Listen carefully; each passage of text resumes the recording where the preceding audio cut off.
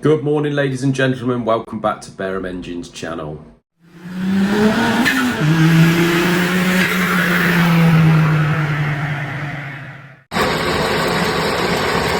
So what we're doing here with these quasi pistons is we've done the dummy build and they're basically they average about 62 thou above the block face, and that's because I've had to machine those wire rings out. So basically with a 12 thou protrusion that I want, I need to take 50 thou off these piston crowns. Now this isn't usual practice, obviously, it's only because we've had to take so much off the block face and we need to machine these pistons to get the compression right. So what I'm going to do is take 50 thou off the outside, which I've just done, 50 thou. Then I'm going to take 30 thou out of the bowl and I'm going to bring this bowl out very slightly. And that should take me back to about 8 to 1. Maybe slightly over, but we have got a thicker head gasket, so I'll work that out at the end.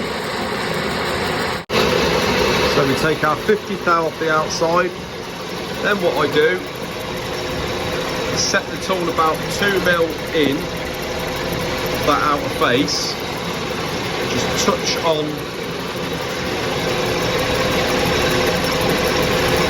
the piston. That tool is set about the original angle of the outside of that bowl there. So we zero this cross slide and we go in 50 thou.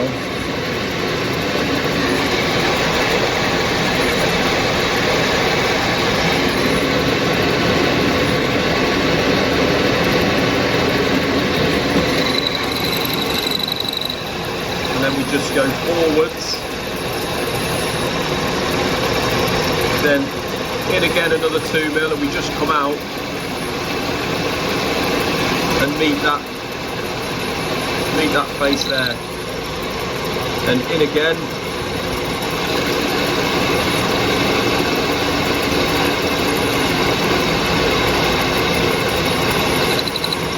Then what we do is we go in and touch on the inside face, like so, and zero cross slide, just come back,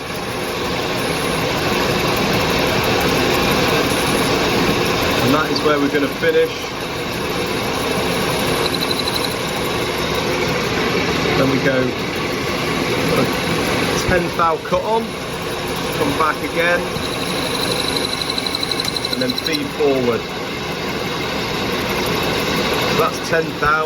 We'll do another 20 and then that piston is done.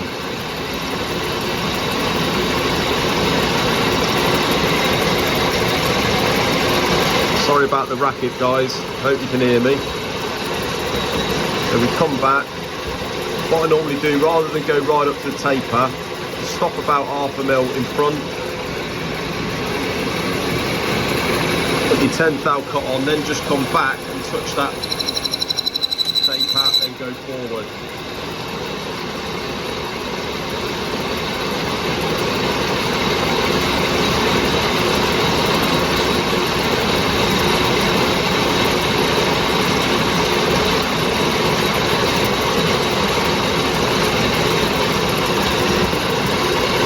And one more time.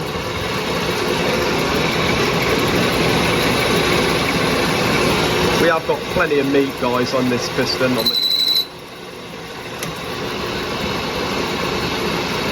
Say only go 30, there's no point going 50, just go 30, leave some meat in there and then just come back a little bit further on this taper, and that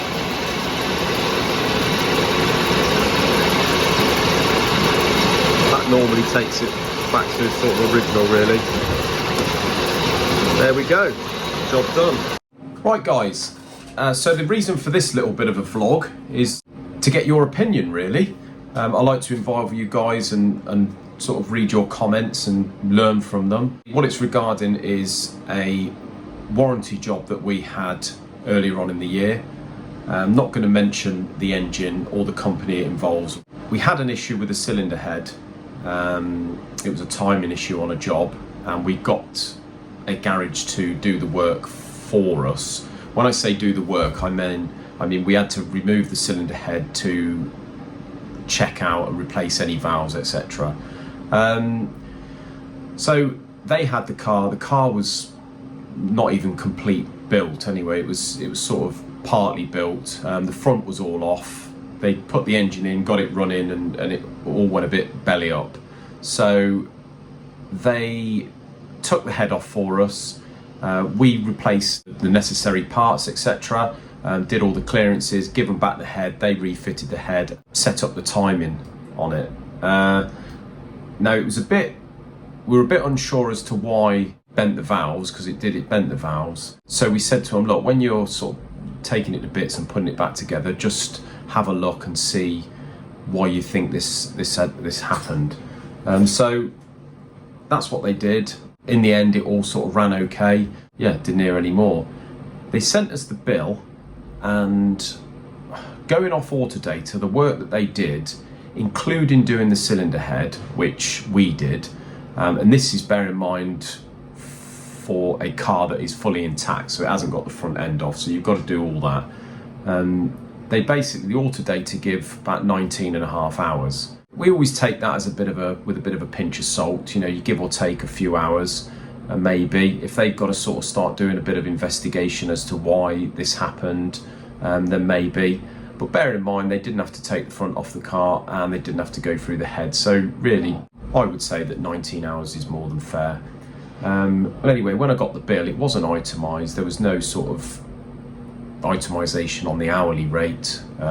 Although when I did speak to them on the phone, they said they were charging me their normal hourly rate, which is £50 an hour. So fair enough. But it actually worked out that they were charging us 33 hours. Well, to start with, actually, it was more than that. It was about 38 hours. So I sort of sent him an email, and he rang me straight up and said, oh, I'll knock £350 off, I think, because we can sort of put that to the customer. And before I even said anything. So now we were down to what worked out at 33 hours. And I said, well, it just seems I'm just a bit baffled as to where the extra hours went. I do know that what it seemed to me was, there's one thing doing the job, and there's two, you may have to go the extra mile to sort of do a bit here and there and sort of look into other things. Things don't go straight forward, I understand that, but 19 to 33 is quite a lot more. So really, guys, I just want your opinion on this, and just see what you think. I just feel that it's just a little bit unfair. A lot of our parts suppliers that we use, if there's any sort of warranty, they do it at a set hourly rate, which is like £35 an hour, and they'll pay up to X amount of hours. So yeah, nothing's done yet. I haven't paid the bill. Just interesting to see what your guys' opinion is on it, really. Got all the pistons and rods in, cranks in, all torqued up. So got me protrusion right. We've got 12 thou protrusion on the pistons. We've took the bowl out. We've taken the bowl out and putting the cutouts in. Usually on this amount, that's going to be about 8 to 1. But we'll have a look at the head. We may have to take a little bit more off the head to get it to 8 to 1. But that's what we're going to be around about there. So that's all done and together. So all I've got to do on that now is put the guides in the head and give it another soda blast, clean all these ports up, cut the seats, and everything's sort of ready to put back together on that. It's not much, and this one will be done. And this Cosworth here, we're just still waiting on the turbo, and then that one can go. So what I've been doing today is I've done probably half a dozen barrels today, just getting the smaller jobs out of the way. I put my pockets in those pistons for the Cosworth today. This Cosworth here with the Nickersill liners, I've been speaking to Adrian at Mar Motorsport, and he's going to go away and have a look for some a long rod setup, short, long rod, short pin height, and obviously with the correct rings for the Nickersill liners. I'm probably going to give this block a very light lick over just to clean these little areas, and then once I've got the bearings and what have you, we can balance the crank and get that one put together. And that one's got to go out fairly smartish for the customer, because he's obviously in a race series, and I think by the sounds of it, he's running short on engines at the minute. We've just got a few bits here, a few more barrels, and tomorrow morning I've got to set this one up. We've got an XS 1100, it's just for a rebore, 1/2 mil oversize.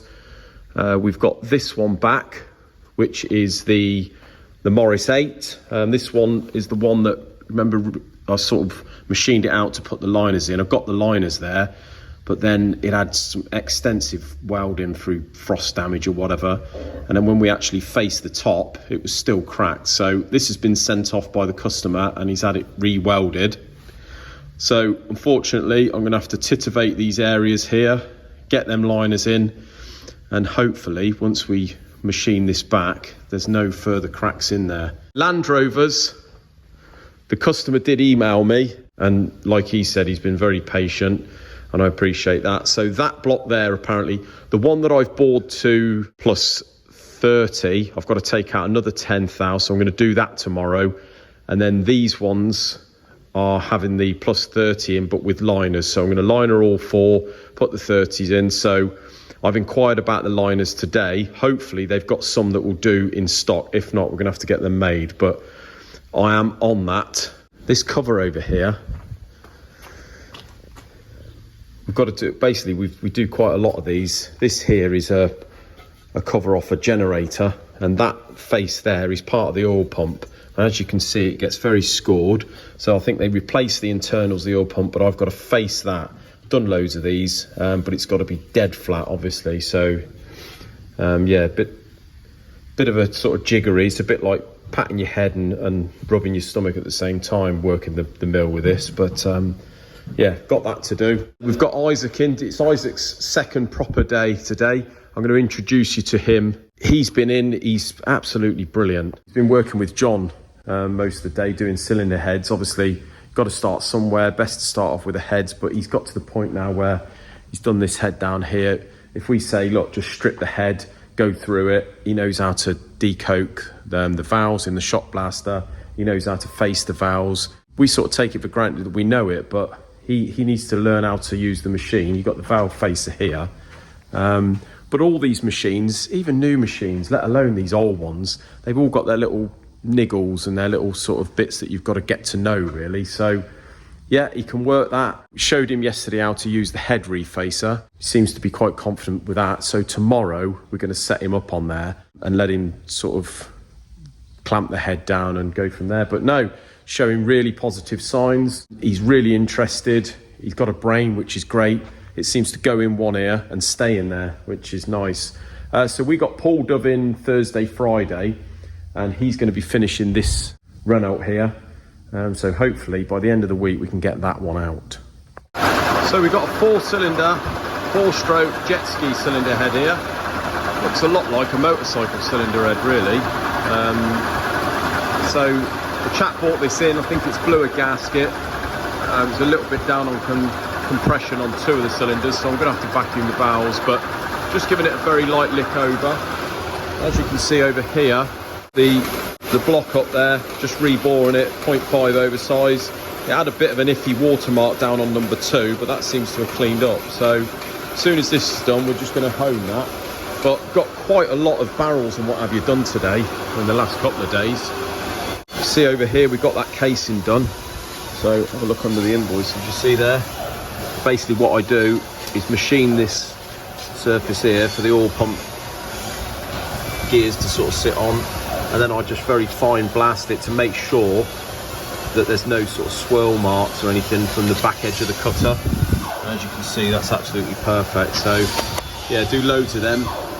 Motorcycle, this is the XS 1100 barrels. We've rebored that 0.5. So he's going to get the pistons, then we're just going to check the clearance once they arrive. The same chap as that jet ski engine's from. We've got a little 550 Kawasaki jet ski pair of barrels here. Just rebored that this morning, 0.5. And see, he's got the WASNA pistons to go with it. All we've got to do on this other jet ski is just a little bit of welding on the crankcase, just a little tag that's broke off, and then that is all pretty much done there. But yeah, just been mainly boring and cylinder heads this week. It's been absolutely crazy. Thanks ever so much for watching yet again, guys. like I say, be really interested to see what your opinion is on that warranty job. Until another video, like, subscribe, hit the notification bell, and we'll see you again. You take care, guys.